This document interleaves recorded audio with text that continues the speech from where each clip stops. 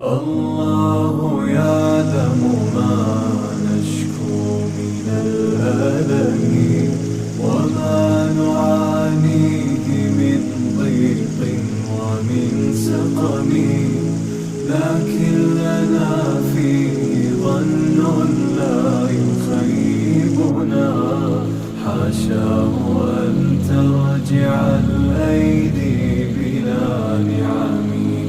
كم جاد من فضله قبل السؤال، وكم أعطى وأغنى بمحض الجود والكرم.